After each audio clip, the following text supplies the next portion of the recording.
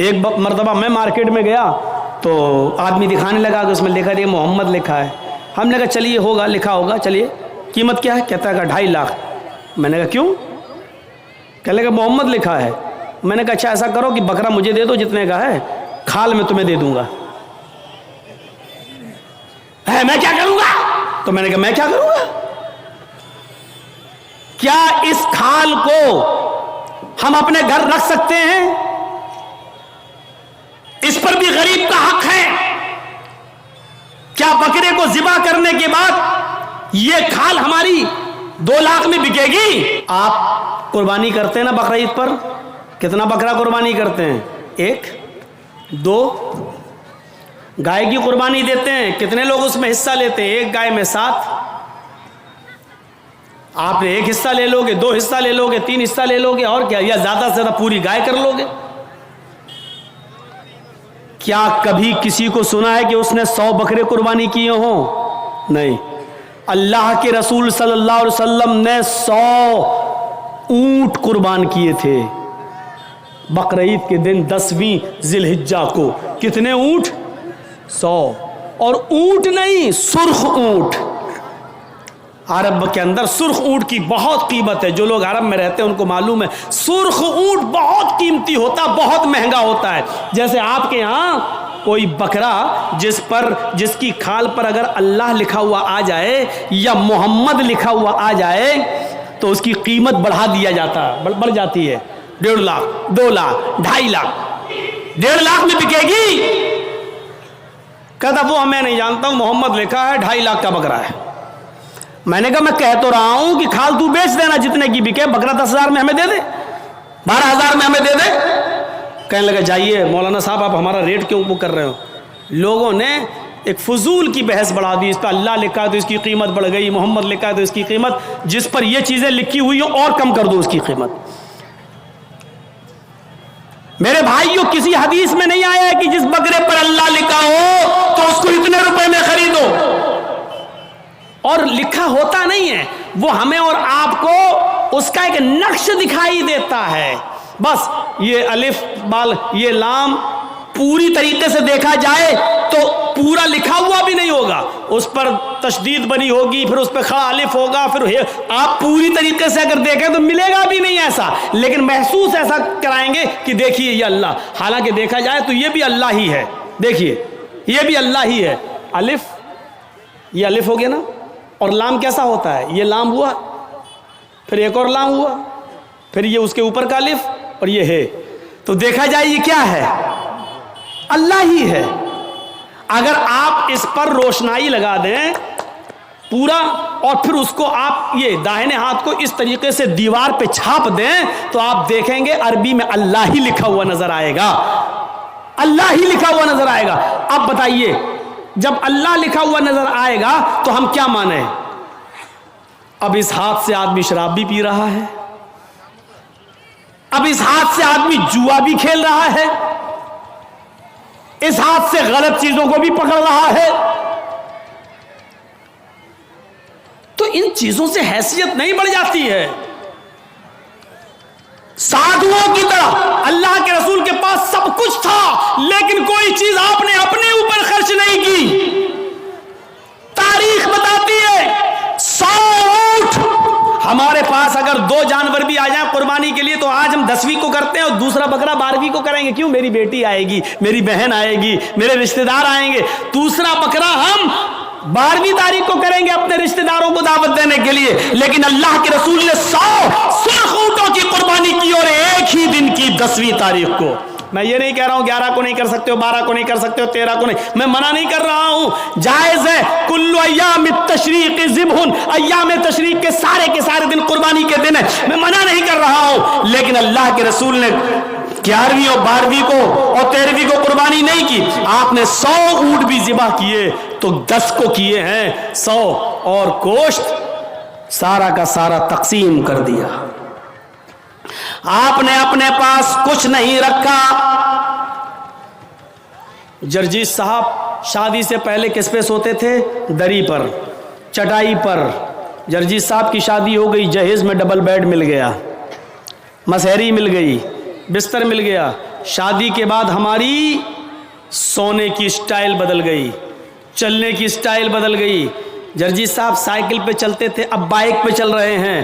بڑے آدمی ہیں، 4 ویلر بھی دے دی ہوگی ہو سکتا ہے سسرال والوں نے، اب 4 پہیے کی گاڑی پہ چل رہے ہیں۔ رہنے کی سٹائل بدل سکتی ہے، لیکن محمد رسول اللہ 25 سال کی عمر میں جب 40 سال کی ایک بوڑھی عورت خدیجہ سے نکاح کرتے ہیں، خدیجہ عرب کی بہت بڑی دولت مند اور رئیس خاتون تھی، جب اللہ کے رسول کی شادی ان کے ساتھ ہوتی ہے تو خدیجہ اپنے ساتھ سارا مال بھی لے کے آتی ہیں، سارا خزانہ لے کے آتی ہیں، سارا بزنس لے کر آتی ہیں۔ اللہ کے نبی صلی اللہ علیہ وسلم شادی کے بعد بھی اسی چٹائی پر، اسی اکیرے بستر پہ سویا کرتے تھے جو شادی سے پہلے آپ سویا کرتے تھے۔ آپ تعجب کریں گے، ایک بار اللہ کے نبی صلی اللہ علیہ وسلم جس بستر پہ سو رہے تھے، حضرت عائشہ نے اس بستر پر لیٹ کر دیکھا جو کافی گڑ رہی تھی۔ فرمایا اللہ کے نبی کو یہ بستر کتنا گڑتا ہوگا، کتنا چبھتا ہوگا۔ حضرت عائشہ نے اس بستر کو دوہرا کر دیا، دوہرا اکیرا تھا اس کو دوہرا کر دیا تاکہ تھوڑا سا نرم ہو جائے۔ اللہ کے نبی اس بستر پہ سو جاتے ہیں، تہجد کی نماز میں نہیں اٹھ پاتے ہیں۔ جب آنکھ کھلی تو فجر کا وقت تھا، فجر کی نماز پڑھانے کے بعد جب گھر پہ آتے ہیں تو پوچھتے ہیں عائشہ تم نے بستر پر ایسی کون سی چیز بچھا دی تھی؟ عائشہ تم نے بستر پر ایسا کیا بچھا دیا تھا؟ آج مجھے نیند آ گئی اور میں رات میں اللہ کی عبادت نہ کر سکا، تہجد کے اندر اٹھ نہیں سکا۔ فرمایا اے اللہ کے نبی بستر کے نیچے تو میں نے کچھ نہیں بچھایا، وہ بستر جو اکھیرا تھا اس کو میں نے دوہرا کر دیا۔ میں نے لیٹ کر دیکھا، آپ کو کیسے نیند آتی ہوگی، وہ تو کافی چبھ رہا تھا، کافی گڑ رہا تھا، میں نے اس کو دوہرا کر دیا۔ فرمایا عائشہ ایسا مت کرو، جیسا بستر پہلے بچھاتی تھی اسی طرح بچھاؤ، بستر کو اکھیرا رہنے دو، میری پیٹھ پر گڑتا ہے تو گڑنے دو، میری پیٹھ پر چبھتا ہے تو چبھنے دو۔ جب بستر گڑتا تھا چبھتا تھا تو میری آنکھ کھل جاتی تھی اور میں رات میں اٹھ کر تہجد کی نماز پڑھ لیا کرتا تھا، اللہ کو یاد کر لیا کرتا تھا۔ عائشہ آئندہ بستر اسی طرح بچھاؤ، میرے لیے آرام کا ایسا انتظام نہ کرو کہ بستر پر مجھے نیند آ جائے اور پھر میں اس رات میں اٹھ کر اللہ کو یاد نہ کر سکوں، اس رات اٹھ کر میں اللہ کو کا ذکر نہ کر سکوں، تہجد کی نماز نہ پڑھ سکوں۔ عائشہ اللہ تعالیٰ کو رات کی تاریکیوں میں یاد کرنے کا مزہ کچھ اور ہے جب ساری دنیا سو رہی ہوتی ہے اور میری کروٹ، میری کمر نرم گرم بستروں سے الگ ہوتی ہے اور سجدے میں سر ہوتا ہے، تو اس وقت کا مزہ کچھ اور ہوتا ہے کہ ساری دنیا خواب خرگوش میں مست ہے اور اللہ کا ایک بندہ اپنے رب سے عذاب جہنم کی پناہ مانگ رہا ہے، جنت کا سوال کر رہا ہے، رات کی تاریکی میں اپنا سر سجدے میں رکھ کے اس کو مالک اور اپنے آپ کو اللہ کا غلام بنا رہا ہے۔ عائشہ تم نے بستر کو ایسے بچھا دیا کہ اس بستر پر مجھے اتنی نیند آ گئی کہ میں رات کو اٹھ نہیں سکا۔ عائشہ مجھے اتنا آرام نہ دو کہ میں رات میں اٹھ کر اللہ کو یاد نہ کر سکوں۔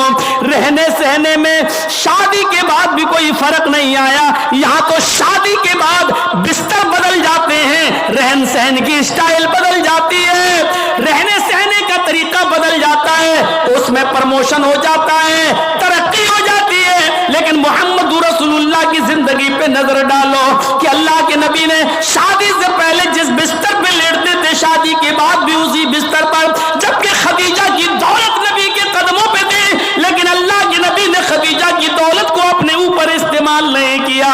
خدیجہ جو دولت لے کر آئی اس دولت کو بھی اللہ کے رسول نے دین کے کام میں غریبوں اور مسکینوں میں لٹا دیا۔ میرے بھائیوں ہمیں دیکھنا ہے کہ سادھو کون ہے۔ سادھو اس کو کہتے ہیں جس کے پاس سب کچھ ہو، دولت کی کمی نہ ہو، لیکن اس نے اپنے اوپر کوئی چیز خرچ نہ کی ہو، سب غریبوں اور مسکینوں میں لٹا دیا ہو۔ اس تعریف کا صحیح حقدار صرف جناب محمد رسول اللہ صلی اللہ علیہ وسلم ہے۔ آپ کے پاس کس چیز کی کمی تھی؟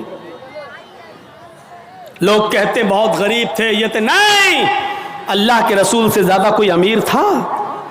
اللہ نے کہا تھا کہو تو اس پہاڑ کو ہم سونے کا بنا دیں، اور یہ احد پہاڑ جب سونے کا بن جائے تو جہاں آپ چلیں یہ پہاڑ بھی آپ کے ساتھ چلے۔ لیکن اللہ کے نبی نے اللہ تعالیٰ کے اس فرمان کو، اس گزارے اللہ تعالیٰ کے اس حکم کو نافذ ہونے کے بعد منع کر دیا کہ نہیں نہیں، اے اللہ مجھے دنیا میں آرام نہیں، سونا نہیں چاہیے، چاندی نہیں چاہیے، بلکہ آپ نے فرمایا اللہم اجعلنی فی حیاتی مسکینا، اے اللہ دنیا میں مجھے جتنے دن زندہ رکھ، مسکین بنا کے زندہ رکھنا۔ اے اللہ جب مجھے موت آئے تو حالت مسکینی میں مجھے موت آئے، اور اے اللہ کل قیامت کے دن جب میں اٹھایا جاؤں تو فقیروں میں اور مسکینوں ہی میں اٹھایا جاؤں۔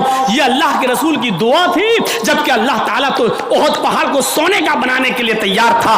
نبی اکرم جہاں چلتے پہاڑ آپ کے ساتھ ساتھ چلتا، لیکن اللہ کے رسول نے پہاڑ کو سونے کا بنانے سے منع کر دیا اور کہا کہ مجھے دنیا کے عیش و آرام نہیں چاہیے۔ حضرت عبداللہ ابن عمر نے بستر پر لیٹ کر دیکھا تو کہا اللہ کے نبی یہ کیا ہے؟ جب اللہ کے نبی اس بستر پر سو کے اٹھے تو دیکھا کہ اس نشان پڑ گئے۔ آپ کسی کھردری چٹائی پر لیٹیے، ننگی پیٹھ، جب آپ اٹھیں گے تو چٹائی کے نشان آپ کی پیٹھ پر پڑ جائیں گے۔ اللہ کے نبی کی پیٹھ پر جب نشان پڑے تو حضرت عبداللہ ابن عمر نے جب یہ دیکھا تو چیخ پڑے، اے اللہ کے رسول آپ تو نرم یہود و نصارہ تو نرم گرم بستر پر سوئیں، اور آپ جو ہیں ایسی چٹائی پر جس سے آپ کے نشان پڑ جائیں، نہیں نہیں، آج کے بعد آپ اس چٹائی پر نہیں سوئیں گے۔ آپ نے کہا پھر لَوِ اتَّخَذْنَا لَكَ وَطَانًا، آج ہم آپ کے لیے ایک نرم گرم بستر بنا دیں گے، نرم گرم گدے کا انتظام کر دیں گے، آپ اس کے اوپر سونا۔ اللہ کے نبی صلی اللہ علیہ وسلم نے فرمایا نہیں، اے عبداللہ میرے لیے نرم گرم بستر کا انتظام مت کرنا۔ مالی وللدنیا مانا فی الدنیا الا کراکب استظل تحت شجرہ ثم راحا،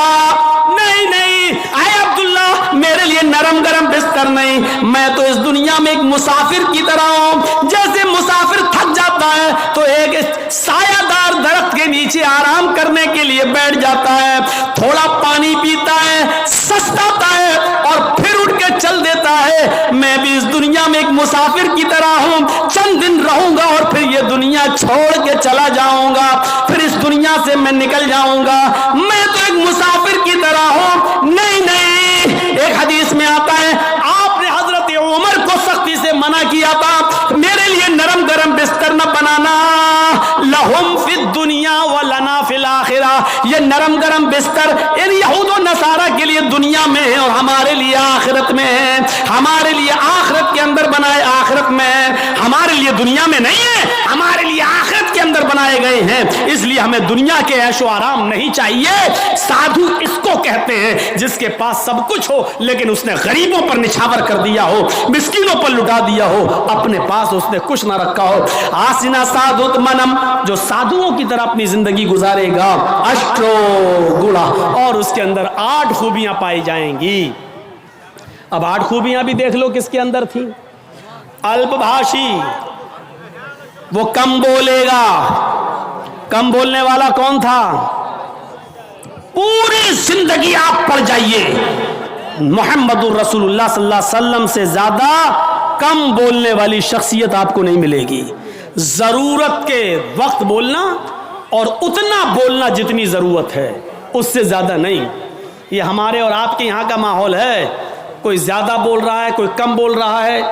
اللہ کے رسول اتنا ہی بولا کرتے تھے جتنی ضرورت ہے۔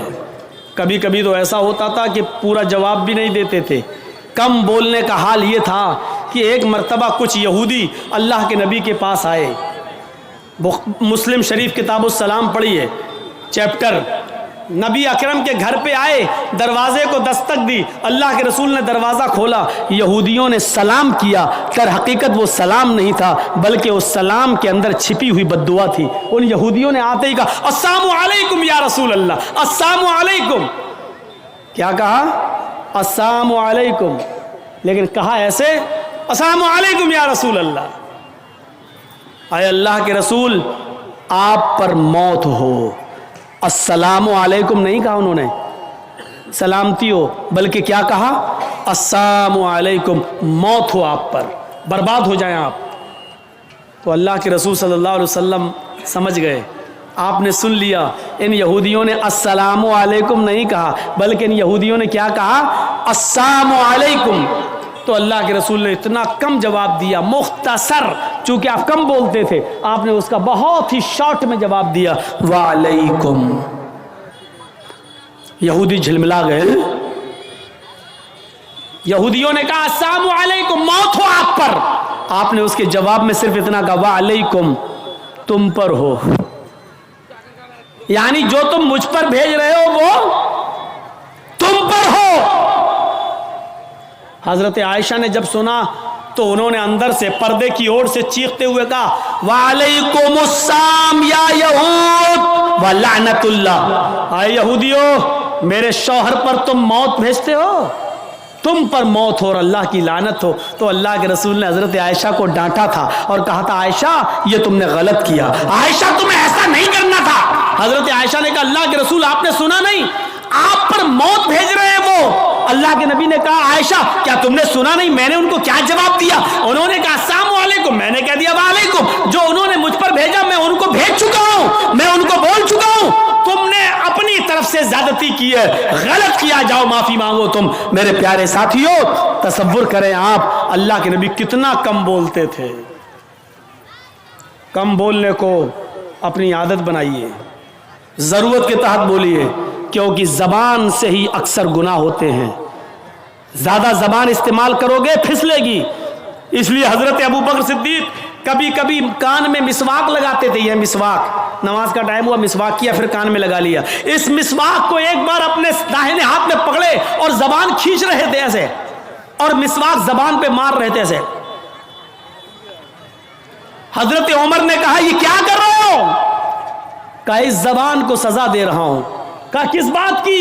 यही ज्यादा बोलती है, इसको औकात में रख रहा हूं, इसको बता रहा हूं, देख अगर ज्यादा बोलने का काम तूने किया तो तेरी पिटाई लगेगी इस मिसवाक से। ऐसा मैं इसलिए कर रहा हूं ताकि जबान हमारी कंट्रोल में रहे, क्योंकि अक्सर लोग जहन्नम में जबान की वजह से जाते हैं। यही वजह थी कि अल्लाह के नबी सल्लल्लाहु अलैहि वसल्लम ने जन्नत में जाने वाले लोगों की जब एक लिस्ट तैयार की तो उन नौजवानों को नहीं भूला। फरमाया, आए नौजवानों, तुम मुझे दो चीजों की जमानत दो, तुम मुझे दो चीजों की जमानत दो, मैं तुम्हें जन्नत की जमानत देता हूं। मैं यज़मली, कौन है जो मुझे दो चीजों की जमानत देता है? तुम मुझे दो चीजों की गारंटी दो, मैं तुम्हें जन्नत की गारंटी देता हूं। सहाबा ने पूछा, अल्लाह के नबी वो दो चीजें क्या हैं? आपने फरमाया, अल फमु वल फर्ज, एक मुंह, एक जबान और दूसरी शर्मगाह यानी जिनाकारी। तुम मुझे इन दो चीजों की जमानत दे दो कि मैं जबान से जो भी बोलूंगा सच बोलूंगा, कभी झूठ नहीं बोलूंगा, कभी किसी की गीबत नहीं करूंगा, कभी किसी की बुराई नहीं करूंगा, कभी किसी की चुगली नहीं करूंगा, कभी किसी को तकलीफ नहीं पहुंचाऊंगा। और दूसरी इस बात की गारंटी दे दो कि मैं किसी की माँ बहन बेटी पर गलत नजर नहीं डालूंगा और उसको कभी गलत नजर से नहीं देखूंगा, जिना नहीं करूंगा। तुम अपनी इन दो चीजों की जमानत दे दो, जो मुझे इन दो चीजों की जमानत देगा मैं उसको जन्नत की जमानत देता हूं, यानी वो मेरे साथ जन्नत के अंदर जाएगा।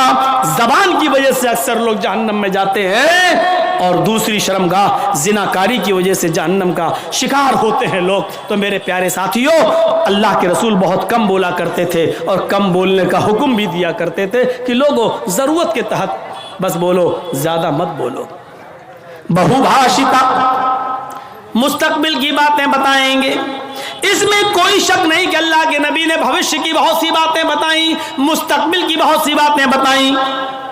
कुर्बे क़यामत ऐसा होगा, ऐसा होगा, ऐसा होगा, लेकिन आपने अपनी तरफ से कुछ नहीं बताया। मा यंतिक़ु अनिल हवा इन हुवा इल्ला वह्युन यूहा, मेरे नबी अपनी तरफ से कुछ नहीं बोलते, वो जो कुछ भी बोलते हैं अल्लाह रब्बुल आलमीन की तरफ से वही के आ जाने के बाद। लेकिन मुस्तकबिल की बातें बताई, ये बात ठीक है नहीं? دیکھیے اللہ کے نبی نے 1400 سال پہلے فیوچر کی یہ بات بتائی تھی جو آج حرف بحرف ثابت ہو رہی ہے. نساؤن کاسیات عاریات ممیلات ومائلات. ایک ایسا زمانہ آ جائے گا، ایک ایسا زمانہ آ جائے گا کہ تم دیکھو گے لوگوں کو، تم دیکھو گے عورتوں کو، تم دیکھو گے لیڈیز کو، تم دیکھو گے خواتین کو، تم عورتوں کو دیکھو گے کاسیات. دیکھنے میں تو وہ کپڑے پہنے ہوئے دکھائی دیں گی، بظاہر تو ان کے جسم پر کپڑا ہوگا. عاریات، لیکن حقیقت میں وہ برہنہ ہوں گی، حقیقت میں وہ ننگی ہوں گی. کپڑا تو پہنیں گی لیکن کپڑا پہننے کے باوجود وہ ننگی ہوں گی، وہ برہنہ ہوں گی. آج ان کے کپڑے دیکھ لو، چھوڑیے شادیوں کا حال، جلسے میں آنے والیوں کو دیکھ لو. عید اور بقرعید کے دن عورتوں کے پہناوے دیکھ لو، اور اپنی جوان بچیوں کو دیکھ لو جن کی عمر 10 سال سے بڑی ہے. یاد رکھیے گا 10 سال سے بڑی لڑکی کے اوپر پردہ فرض ہو جاتا ہے. 10 سال سے بڑی لڑکی کا پھر سر کا ایک بال بھی کسی غیر مرد کو نہیں دکھنا چاہیے. ہماری نظروں میں بہت معمولی بات ہے، چھوٹی ہے. اللہ کے رسول نے فرمایا تھا جب تمہارا بیٹا 7 سال کا ہو تو اس کو نماز کا حکم دو، اور 10 سال کا ہو تو نماز کے لیے زبردستی کرو، نہ پڑھے تو اس کو مارو پیٹو. 10 سال کے بعد قرآن و حدیث کے سارے احکام نافذ ہو جاتے ہیں. آج کل 10-11 سال کی لڑکیاں بالغ ہو رہی ہیں. ٹی ویوں پر سیریل ایسے آ رہے ہیں، موبائلوں میں ایسی ایسی واہیات چیزیں یوٹیوب وغیرہ پر، فیس بک پر آ رہی ہیں کہ ان کو دیکھ کر ہماری لڑکیاں جو کبھی 16-17 سال میں بالغ ہوتی تھیں آج 11-12 سال کی عمر میں بالغ ہونے لگی ہیں. عریانیت پھیل چکی ہے، شرم و حیا طاق پر رکھی جا چکی ہے. ورنہ تصور کیجئے ایک کپڑا جو جسم سے چپکا ہو، آپ کے پیروں سے چپکا ہوا ہو، اور وہ کپڑا آپ کے گھٹنے اور ران سے ہوتے ہوئے آپ کی کمر تک آئے، جس کو آپ لیگی کہیں، اور اس کے اوپر ایک کرتی پہن لی جائے اور اس طریقے سے مارکیٹ میں بازار میں شاپنگ کی جائے. ایسی عورت کو آپ کی نظر میں فیشن پرست کہا جا سکتا ہے، لیکن محمد رسول اللہ کی نظر میں یہ لڑکی، یہ عورت ننگی ہے، ننگی ہے، ننگی ہے. یہ کپڑے اے بھیا جس کو جانا ہو جلدی جاؤ یہاں سے، اور جس کو اٹھنا ہو ابھی اٹھ جاؤ. ڈرامہ کر کے رکھ لیا ہے. اور بھی ابھی جس کو جانا ہو چلے جاؤ، ابھی بعد میں نہیں اٹھنے دوں گا، چاہے پیشاب یہی نکل جائے. جائیے ابھی نکل جائیے جس کو جانا ہو. عاریات ہماری نظروں میں فیشن پرست ہیں، لیکن اللہ کے رسول نے ایسی عورتوں کو کیا کہا؟ ننگی. میں نے نہیں کہا، پوچھو ان علماء سے عاریات کا مطلب کیا ہوتا ہے. کاسیات کپڑے پہنیں گی، عاریات لیکن ننگی ہوں گی. ایسی عورتوں کے بارے میں کہا ہے ننگی ہوں گی. یہ ہاف آستینوں کے کپڑے یہاں چل رہی ہے، یہ کھلا ہوا ہے. ساڑیاں چل رہی تو ایسی کہ یہاں تک کا بلاؤز پہنے ہوئے ہیں، یہ کھلا ہے، پیٹ کھلا ہوا ہے.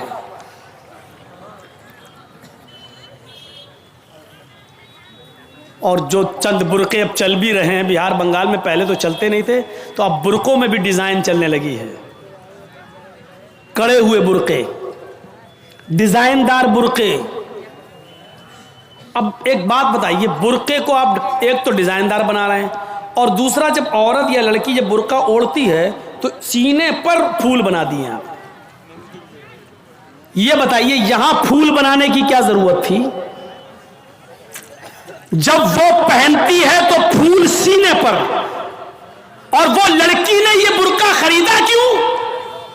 اس کا مطلب کیا ہے کہ وہ بھی اس لیے خرید رہی ہے تاکہ میرے پھولوں پر نظر یہ سننا پڑے گا تمہیں نہیں، تمہارے باپ کو بھی سننا پڑے گا. جب تک میں اس کرسی پر ہوں، یہ اتھارٹی، یہ پاور مجھے اسلام نے دیا ہے، سننا پڑے گا. کیوں خریدا ہے اس نے یہ برقع؟ یو پی سائڈ میں آ جاؤ، لکھنؤ کے برقعے دیکھ لو، بمبئی کے دیکھ لو، حیدرآبادی برقعے دیکھ لو. قسم خدا کی اب برقعے نہیں رہ گئے. اب 60 سال کی بڈھی بھی اوڑھ لے تو ایسا لگتا ہے جیسے وہ 18 سال کی لڑکی جا رہی ہے. یہ برقعے ایک بار سچا واقعہ ہے. 60 65 70 سال کی بڑھیا ایسا ہی برقع اوڑھ کے چہرہ چھپا کے جا رہی تھی دھیرے دھیرے. بھائی بڈھی تھی، وہ دھیرے دھیرے چل رہی تھی، تو ایک لڑکا اس کا پیچھا کرنے لگا. 20-22 سال کا لڑکا اس بڈھی کا پیچھا کرنے لگا، کیونکہ جو سوچنے لگا برقع اتنا خوبصورت ہے تو برقعے کے اندر کتنا خوبصورت مال ہوگا، برقعے والی کیسی ہوگی. اس کا پیچھا کرنے لگا. بڑھیا دھیرے دھیرے چل رہی، لڑکا سمجھ رہا مجھے لفٹ دے رہی، میری وجہ سے دھیرے دھیرے چل رہی، جبکہ وہ اپنی کمزوری کی وجہ سے دھیرے دھیرے چل رہی. بڑھیا سمجھ گئی کہ لڑکا میرا پیچھا کر رہا ہے، تو تھوڑی دور چلنے کے بعد اس نے اپنا نقاب کھولا اور اپنی تتلاتی زبان میں بولی بیٹا. لڑکے کا تو موڈ خراب ہو گیا، کم بخت میرا تو معاملہ ہی گڑبڑ ہو گیا. بیٹا تو میرا پیچھا کیوں کر رہا ہے؟ میں تو تیری اماں کی عمر کی ہوں. لڑکے کو بھی غصہ آ گیا، کہتی بات میں اپنے لیے نہیں اپنے ابا کے لیے ڈھونڈ رہا ہوں. اب 60 65 70 سال کی بوڑھیوں کو ایسے خوبصورت برقعے پہننے کی کیا ضرورت؟ برقعوں کا مقصد جو کبھی تھا پردہ، لیکن آج ان کا مقصد بھی وہ نہیں رہ گیا. اللہ کے نبی کے زمانے میں ایک صحابی اللہ کے نبی کے پاس آتی ہیں، مسند احمد کی صحیح روایت، جن کی چادر کپڑے سے نیچے، ٹخنے سے نیچے، چپل سے نیچے زمین کی مٹی اڑاتی ہوئی آتی ہے اور کہتی ہے اللہ کے رسول میں اس چادر کو اوڑھ کر نماز پڑھنے جاتی ہوں. آپ نے کہا چادر اتنی نیچی ہونی چاہیے. اس نے کہا اللہ کے نبی کبھی کبھی زمین پر پیشاب و پائخانہ پڑا ہوتا ہے، گندگی پڑی ہوتی ہے، تو کیا میں تھوڑی سی اوپر کر کے پائخانہ گندگی کو کراس کر کے آگے نکل جاؤں؟ آپ نے کہا نہیں، دائیں سے نکل جا، بائیں سے نکل جا.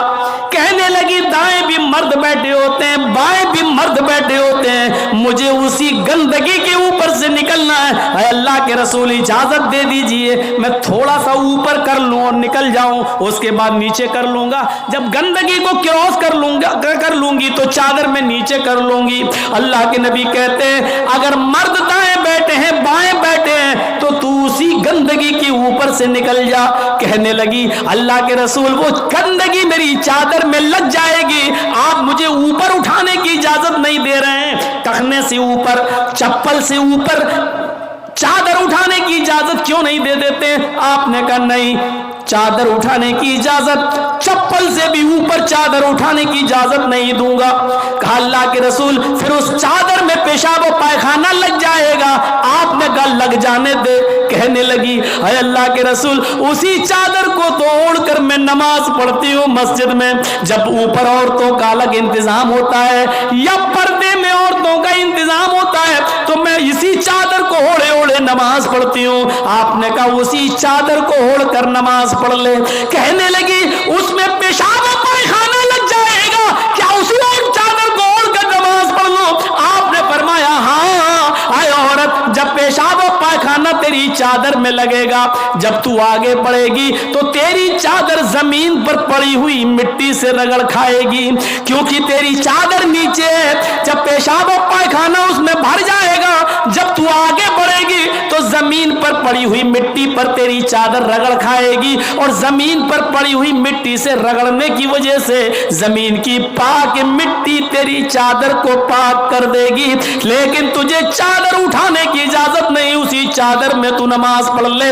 گندگی لگتی ہے تو لگ جانے دے، آگے بڑھے گی تو زمین پر پڑی ہوئی پاک مٹی तेरी चादर को पाक कर देगी। मेरे भाइयों, पेशाब और पायखाना देखकर भी अल्लाह के रसूल ने औरत को चादर उठाने की इजाजत नहीं दी। मेरी बहनों, तुम्हारे दिल कैसे गवारा कर लेते हैं। जलसों में भी चूड़ियां खरीदने के लिए, बैलून खरीदने के लिए, जलेबियां खरीदने के लिए तुम किस तरीके से लेडीज पंडाल से निकलकर तुम बाजारों में घूम लेती हो। शर्म आनी चाहिए। तुम्हारे कलेजे और तुम्हारे दिल कैसे गवारा कर लेते हैं कि लड़के और लड़कियां एक जगह शॉपिंग करें, दुकानदारी करें, खरीदारी करें। ये तुम्हारे कलेजे, तुम्हारे ज़मीर कैसे गवारा कर लेते हैं। जबकि अल्लाह के नबी फरमाते हैं, ला यखलुअन्न रजुलुन बिमरातिन इल्ला कान सालिसुहुमा शैतान।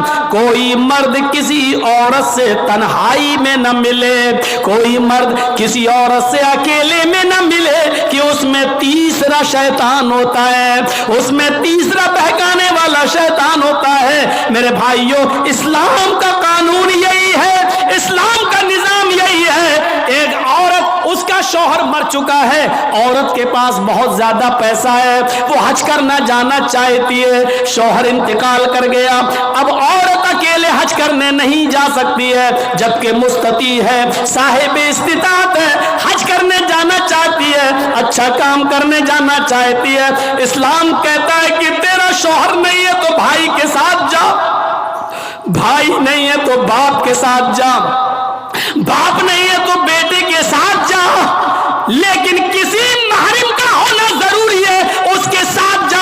चीख कर औरत कहती है, कोई नहीं है, मेरे पास दौलत है। अल्लाह के नबी कहते हैं, फिर दौलत संभाल कर अपने पास रख। अगर तेरा भाई नहीं है, बेटा नहीं है, शौहर नहीं है, बाप नहीं है, कोई महरम नहीं है, तो तू अकेले हज करने नहीं जा सकती है। नहीं, अय अल्लाह के नबी, मेरा पड़ोस में बड़ा अच्छा नेक हाजी नमाजी नेक आदमी रहता है, मैं इसको भाई बना लेती हूँ, चली जाऊं। फरमाया, नहीं नहीं, मुंह भोले भाई को भाई बनाकर उसके साथ तुम हज करने नहीं जा सकती हो, इसलिए कि अपने मुंह से किसी को भाई बोलने से वो तुम्हारा सगा भाई नहीं हो जाएगा, अपने मुंह से किसी को बेटा बोल देने से वो बेटा नहीं हो जाएगा।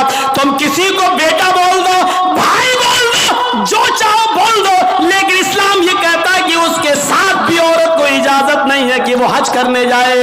अगर कोई नहीं है तो मत जाओ, लेकिन इस्लाम इस बात की इजाजत नहीं देता है कि तुम अकेले जाओ या किसी को बहन, किसी को भाई या बेटा बनाकर जाओ, इस बात की इजाजत नहीं देता। इस्लाम एक इबादत में, हज जैसी इबादत में भी औरत को किसी गैर मर्द को मुंह बोले भाई और मुंह बोले बेटे के साथ भी जाने की इजाजत नहीं देता। तो मेरे भाइयों, जब खाने काबा में जाने की इजाजत नहीं देता है, सफा मरवा की सही की इजाजत नहीं देता है, इतनी खूबसूरत इबादत की इजाजत नहीं देता है, तो बाजारों में अकेले घूमकर शॉपिंग करने की इजाजत कैसे देगा? फिर बाजार के अंदर औरत को अकेले जाने की इजाजत कैसे देगा? इतनी खूबसूरत इबादत करने की इजाजत नहीं देता है, इतनी खूबसूरत इबादत करने की इजाजत नहीं देता है, तो मेरे भाइयों, फिर औरत को बाजारों में घूमने की इजाजत कैसे देगा? फिर बाजार में घूमने और बाजार में सैर व तफरीह की इजाजत कैसे देगा? हमारी माँ बहनों को इस बात को सोचना चाहिए, गौर करना चाहिए, संजीदगी से इसको लेना चाहिए। एक जमाना था, हजरत फातिमा कह रही हैं, आए अली, मैं इतनी बीमार हूँ, इतनी बीमार हूँ, लगता नहीं कि इस बीमारी में मैं बच पाऊंगी। आए अली, अगर मुझे कुछ हो जाए, अगर मेरा इंतकाल हो जाए, आए अली, तो मुझे दिन के उजाले में दफनाने मत ले जाना, रात की तारीकी में इशा की नमाज के बाद मुझे कब्रिस्तान में दफन करना। हजरत अली ने कहा, ऐ फातिमा, ऐसा क्यों कह रही हो? अगर तुम्हारा इंतकाल सुबह फजर के बाद हो तो क्या ईशा तक हम तुम्हारे जनाजे को रखेंगे, मिट्टी को रखेंगे? तुम्हारे बाप का, तुम्हारे अब्बू का फरमान है कि मैयत को जल्दी कब्रिस्तान ले जाओ, फिर मैं लेट कैसे करूं? फरमाती हैं, आए अली, आए मेरे प्यारे शौहर, मुझे रात में ही ले जाना, मेरी बात को गिरा बांधो, मेरी बात को मजबूती से पकड़ लो, मेरी वसीयत को याद रखना, चाहे मेरा इंतकाल कभी भी हो, لیکن مجھے عشاء کے بعد دفنانا, مجھے دن کے اجالے میں قبرستان نہ لے جانا. اے علی, میں نہیں چاہتی ہوں کہ میرے مردہ جسم پر پڑے ہوئے کفن پر بھی کسی غیر مرد کی نظر پڑے. میں اپنے کفن پر بھی کسی غیر مرد کی نظر نہیں پڑنے دینا چاہتی ہوں. اے علی, مجھے رات میں لے جانا, دن کے اجالے میں نہیں. میں نہیں چاہتی کہ میرے کفن پر بھی کسی غیر مرد کی نظر پڑے. میرے بھائیوں, انتقال کے بعد نکاح جائز نہیں ہے, انتقال کے بعد شادی نہیں ہوتی ہے, لیکن انتقال کے بعد بھی اپنے جسم کو تو چھوڑو, اپنے کفن کو بھی کسی غیر مرد کو دیکھنے کی اجازت نہیں دے رہی ہیں. یہ تھا حضرت فاطمہ کا پردہ. اس پردے کی روشنی میں میری بہنوں, اپنے گریبانوں میں جھانک کر دیکھو, اپنے گریبانوں کے بٹن کھولو اور تلاش کرو ہم کہاں کھڑے ہیں, ہمارا پردہ کیا ہے, ہماری عزت و آبرو کیا ہے. آج ہمارے چہروں کو ہرگز و ناقص دیکھ رہا ہے. کل تک ہمارے ان خوبصورت گالوں کو کبھی آسمان کی نگاہوں نے بھی نہیں دیکھا تھا, چاند و ستاروں نے بھی نہیں دیکھا تھا, اور آج جو چاہتا ہے دیکھ لیتا ہے. ہرگز و ناقص جس کو چاہو آج وہ بڑی آسانی سے ہماری بہنوں بیٹیوں کا دیدار کر رہا ہے. اور ایک اور بات, جتنا امیر باپ ہے, جتنا امیر باپ ہے, جتنا بھی باپ امیر ملے گا آپ کو, آپ دیکھیے گا اس کی بیٹی اتنے ہی کم کپڑے پہنے ہوئے ہوگی. کس بات کا امیر ہے تو, کاہے کا امیر ہے تو؟ اپنی بیٹی کو 5 میٹر کا کپڑا لا کر نہیں دے سکتا ہے تو کاہے کا امیر ہے تو؟ کنجوس اور بخیل باپ. اللہ تعالیٰ نے ان امیروں کو ایسی سزا دی ہے, ایسی سزا دی ہے. کل تک یہ غریبوں کی لڑکیوں کو ڈانس کرایا کرتے تھے, آج اللہ تعالیٰ نے ان امیروں کی لڑکیوں کے جسموں سے کپڑے اتار کر ان کو لوگوں کی نظروں کو دیدار کرنے پر مجبور کر دیا. آج ان امیروں کی لڑکیوں کے جسموں سے کپڑے اتروا کر آج غریب ان لڑکیوں کو دیکھ رہے ہیں, ان کا نظارہ کر رہے ہیں. آج امیروں کو اللہ نے یہ سزا دی ہے. آج وہ فیشن سمجھتے ہیں کہ میری بیٹی فیشنیبل کپڑے پہنے ہوئے ہیں. نہیں, میرے بھائیوں, آپ اپنی بہنوں کے ذمہ دار ہیں. اللہ کے نبی نے فرمایا کہ جس لڑکی کا باپ جس کی بیٹی بے پردہ گھومے وہ باپ دیوس ہے, جس کی بہن بے پردہ گھومے وہ بھائی دیوس ہے, جس کی بیٹی بے پردہ گھومے وہ باپ دیوس ہے, جس کی بیوی بے پردہ گھومے وہ شوہر دیوس ہے. غور کرو کتنی صاف لفظوں میں, کتنے صاف لفظوں میں اللہ کے نبی نے فرمایا, جس کی بہن بے پردہ گھومے وہ بھائی دیوس, جس کی بیٹی بے پردہ گھومے وہ باپ دیوس, جس کی بیٹی بے پردہ گھومے وہ باپ دیوس, جس کی بیوی بے پردہ گھومے وہ شوہر دیوس. اب دیوس کا معنی اگر ہم سمجھ جائیں تو سارا معاملہ حل ہو جائے. دیوس کا یہ تو عربی لفظ ہے نا, اس کا اردو میں ترجمہ ہوتا ہے, سننے کی طاقت ہے, سنیں گے. دیوس کا مطلب ہوتا ہے بھڑوا, اور بھڑوا کس کو کہتے ہیں بتانے کی ضرورت نہیں, جانتے ہوں گے. بھڑوا کہتے ہیں اس کو جس نے اپنی بہن, بیٹی یا بیوی یا ماں کو غلط کام کرنے کے لیے کسی اڈے پر بٹھا دیا ہو, چکلے پر بٹھا دیا ہو, اور ان سے غلط کام کرواتا ہو اور ان کی کمائی کھاتا ہو. عربی زبان میں اس کو دیوس کہتے ہیں اور اردو میں اس کو بھڑوا کہتے ہیں. کتنا سخت جملہ استعمال کیا اللہ کے رسول نے. مولانا جرجیز کو آپ کہہ رہے ہوں گے یہ کیا ہو گیا اس کو. اللہ کے نبی نے کہا جس کی ماں بے پردہ گھومے اور بیٹا اپنی ماں کی بے پردگی پر کچھ نہ بولتا ہو وہ بیٹا بھڑوا. جس کی بیوی بے پردہ گھومے اور شوہر اپنی بیوی کی بے پردگی پر کچھ نہ بولے وہ شوہر بھڑوا. جس کی بہن بے پردہ گھومے اور وہ بھائی اپنی بہن کی بے پردگی پر خاموش رہے وہ بھائی بھڑوا.